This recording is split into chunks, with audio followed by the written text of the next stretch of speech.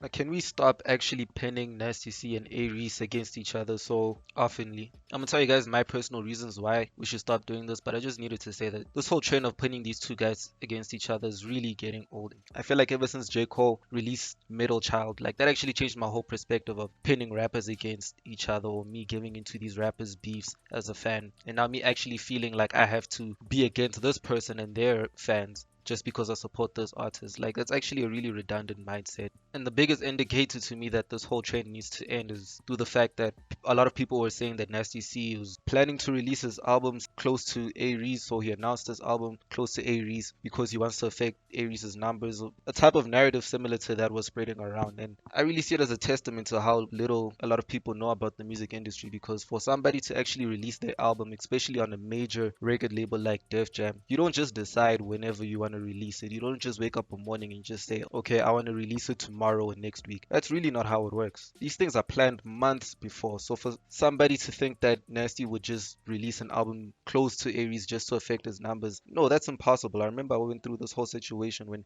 Eminem released his album the day of Mac Miller's posthumous album, and a lot of people were attacking Eminem saying, hey, why would you release your album on the day that this person was supposed to receive so much respect for their final product? And then after research, I finally saw that, okay, for somebody, especially somebody as huge as Eminem, he doesn't just wake up and think, okay, I'm going to drop it now. It was probably set months before, because the record label still has to do planning, they still have to do promotions, they still have to get everything in order before this thing is actually released out to the public. So there's still a lot of planning to do.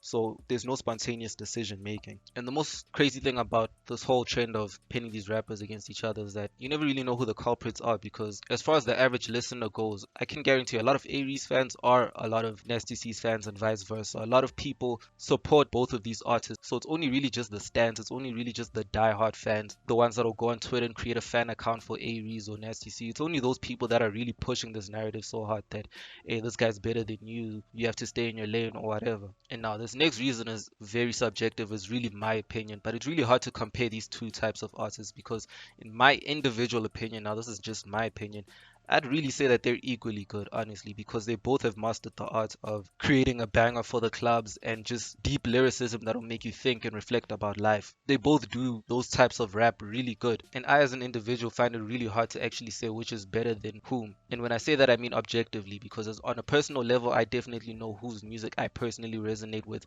But that doesn't necessarily mean that artist is better than the other one, because there's still so many people out there who resonate with the other person's music more than I do. So that's just my individual opinion. And most people would be quick to say Nasty C is better than Aries, but really, in my opinion, that's just if we're talking about business moves. If we're just talking about who's been most strategic about their business moves, their deals, the people they associate themselves with, on the business end of things, then probably sure Nasty C is better. He's in a better position right now being signed to Def Jam. But a lot of the times when you talk about which rapper is better than the other rapper, then usually what we're really talking about is just rap. It's just the art itself. These are hip hop artists. We aren't business majors. We are hip hop fans. So we're probably just talking about the hip hop music itself. And for me, I don't know. If you try to look at the situation objectively, not just subjectively, like I like this person, therefore he's better. If you actually look at it objectively and say, okay, who's actually better than whom, it's really close to impossible to say who's better than whom, in my opinion. And obviously, if we talk about beefs that are getting old, then obviously we're gonna have to talk about AK and Casper. But I don't really want to make the video longer than it is. All I'm gonna say is that I'm pretty confident that this beef isn't even a real beef at this point. They're probably even besties. They're probably best friends. They just use it for business. Whenever someone wants to release an album or a song, whatever, they just say, okay, we're gonna go on Twitter, we're gonna go on a rant real quick to get our names trending, and then we're gonna release whatever it is. Because I really don't see this beef as something serious anymore. Tell me what you guys think. What do you guys think about this whole trend of pitting rappers against each other? Not just in South Africa, but just in the world in general.